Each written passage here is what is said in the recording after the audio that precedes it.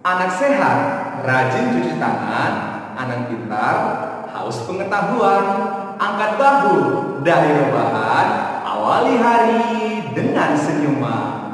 Halo semua, apa kabar? Ya, saya berharap kalian semua dalam kondisi yang sehat dan penuh sukacita. Walaupun di tengah pandemi COVID sekarang ini yang melanda seluruh dunia, mengharuskan kita belajar melalui media online ataupun melalui daring. Ya, bagaimanapun besar akan memberikan yang terbaik di dalam pengajaran ini. Oke, baiklah. Sebelum memulai pelajaran, saya akan perkenalkan diri terlebih dahulu. Nama saya Rian Pribadi Sitorus. Saya mengajar bidang studi ekonomi untuk kelas 10, 11, dan 12 IPS. Oke. Nah, sebelum kita mulai pelajaran kita di pertemuan pertama ini, kalian harus persiapkan alat tulis dan buku tulis ataupun buku penunjang lainnya.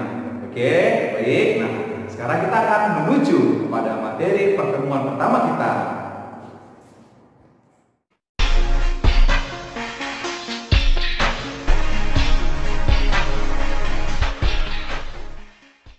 Nah, ini dia materi kita di pertemuan pertama kali ini, yaitu konsep dasar ilmu ekonomi. Nanti dalam bab ini, dalam konsep dasar ilmu ekonomi ini ada beberapa subbab yang akan kita pelajari. Yang pertama itu adalah pengertian ilmu ekonomi, yang kedua inti masalah ekonomi, yang ketiga menentukan pilihan yang tepat, yang keempat skala prioritas dan pengolahan keuangan, yang selanjutnya kebutuhan dan alat pemuas kebutuhan. Kemudian biaya peluang, dan yang selanjutnya prinsip dan motif ekonomi, dan yang selanjutnya adalah pembagian ilmu ekonomi, dan yang terakhir adalah ekonomi syariah. Wow, banyak sekali saudara. Tenang, pasti semuanya selesai dengan baik dan benar. Oke, baiklah. Sekarang yang kita akan masuk pada pertemuan pertama ini adalah pengertian ilmu ekonomi. Apa itu ilmu ekonomi? Berdasarkan etimologinya, ekonomi berasal dari bahasa Yunani, yaitu oikonomia, yang artinya manajemen rumah tangga. Ini dia. Dan oikonomia tersebut terbagi atas dua kata, yaitu oikos dan nomos. Di mana oikos itu artinya adalah keluarga atau rumah tangga, dan nomos itu adalah aturan atau hukum. Sehingga oikonomia itu adalah manajemen rumah tangga. Nah, itu dia. Baik, setelah tadi kita mengetahui pengertian ekonomi berdasarkan etimologinya, sekarang kita akan membahas atau mencari tahu pengertian ilmu ekonomi menurut para ahli. Di sini saya sudah tuliskan. Yang pertama ada menurut Adam Smith, Bapak Ekonomi Dunia. Adam Smith menyatakan bahwasanya ilmu ekonomi adalah ilmu yang mempelajari tingkah laku manusia dalam usahanya untuk mengalokasikan sumber-sumber daya yang terbatas untuk mencapai tujuan tertentu. Jadi Adam Smith memfokuskan bagaimana kita mempelajari tingkah laku. Ilmu ekonomi itu adalah mempelajari tingkah laku manusia dalam memanfaatkan sumber daya yang terbatas untuk memenuhi kebutuhan atau untuk mencapai tujuan tertentu. Nah, itu dia. Kemudian ada menurut Richard Delacy. Dia mengatakan ilmu ekonomi adalah ilmu yang mempelajari pemanfaatan sumber daya.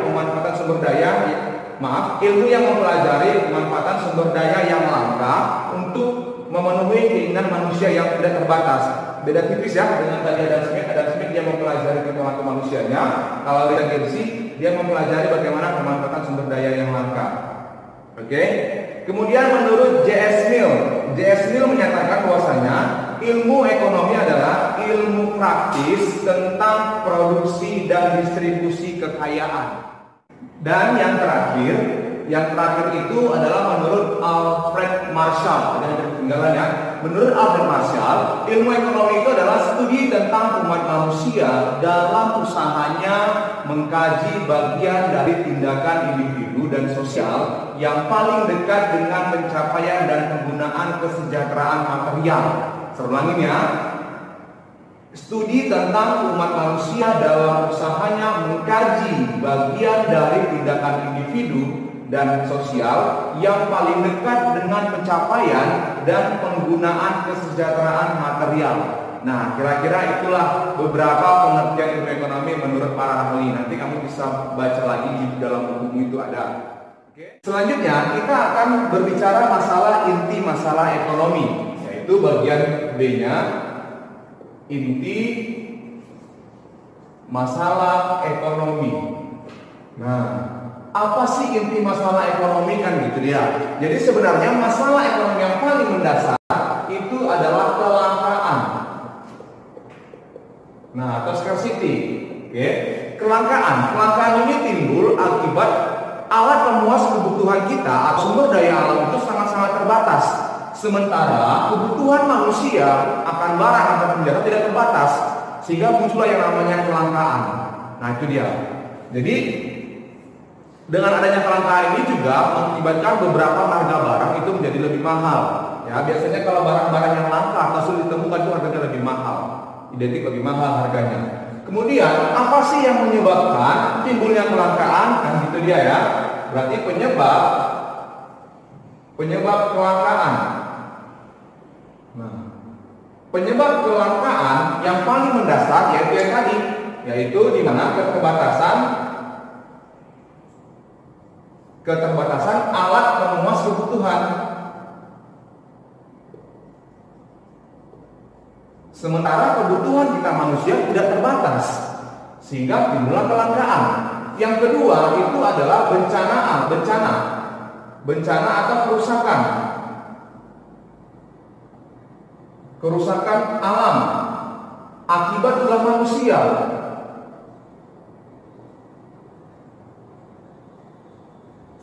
Nah, seperti misalkan kebakaran hutan, itu dia, akibat ulah manusia. Jadi ketika terjadi kerusakan alam yang dilakukan oleh manusia, maka akan menyebabkan kelangkaan, sehingga barang-barang untuk diproduksi akan lebih sedikit, sehingga tidak dapat memenuhi kebutuhan manusia yang lebih banyak. Kemudian yang ketiga, pertumbuhan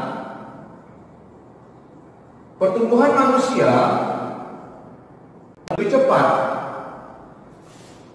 lebih cepat daripada pertumbuhan atau peningkatan produksi.